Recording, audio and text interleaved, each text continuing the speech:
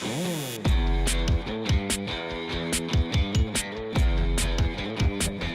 here with Patrick Wilson. He works for the U.S. Office of Business Liaison. This means that he works with the Commerce Secretary directly on trade policy for the United States. Now, Patrick, we're at a critical moment right now in terms of the renegotiation of trade terms with two of the U.S.'s biggest trading partners, Canada and Mexico, more specifically Mexico. Can you give us an update on where we are on that and how it relates at this conference to the automotive world? Sure. Well, thanks for having me. First, I'm delighted to represent the Commerce Department and the International Trade Administration here at TU-Automotive.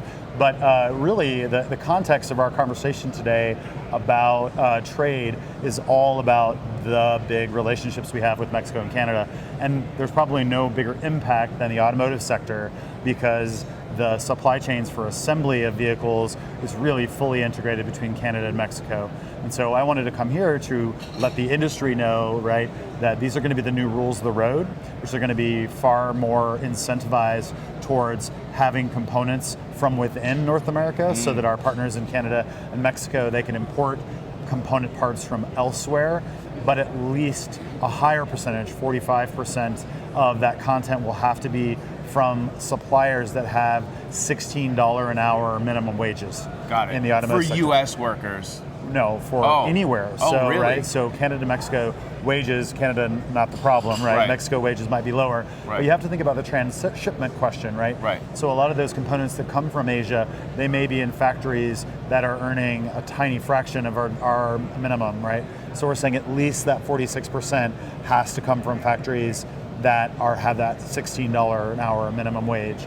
But there are a lot of great victories in this agreement about intellectual property protection, labor standards, environmental standards, particularly on digital trade, which again, very important to your constituency here at TU Automotive, is people are really interested in how do you fully leverage your intellectual property, and having digital standards that are uniform between our two biggest trading partners, a huge part of that. So talk a little bit about what's in the agreement that would benefit U.S. workers in the auto industry.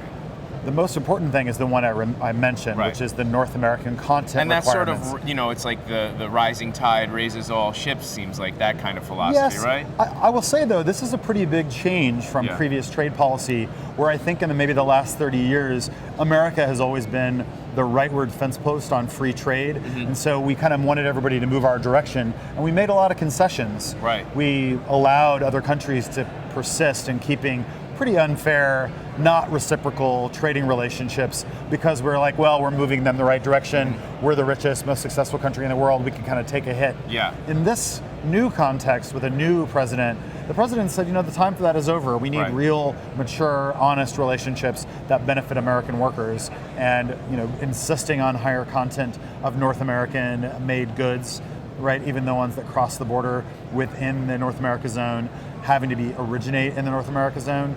But as I mentioned before, it's the labor standards part that is really important to ordinary workers here in Michigan and all across the country, to know that they're competing with people who are in a similar circumstance. Very cool. And just to change tack a little bit, one of the responsibilities of your office is to work on technology standards. So that would include things around 5G, DSRC, CV2X, all of the artificial intelligence standards that are going to be affecting the automated car of the future. Sure.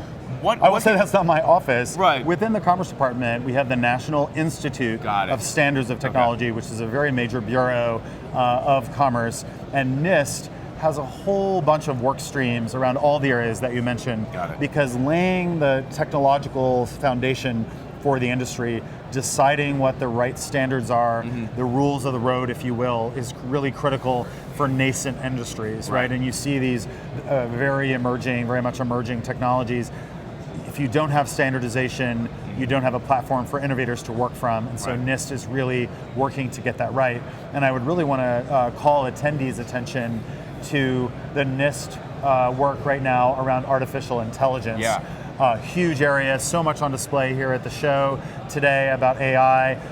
We're in the middle of a consultation with the business community about what the standards should be for AI, and I really urge people to go onto the NIST.gov website and go to the AI section and make sure that your voice is heard so that you're giving government folks like ourselves insight into making those decisions about what our AI rules should be.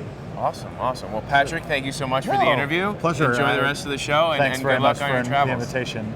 Cheers.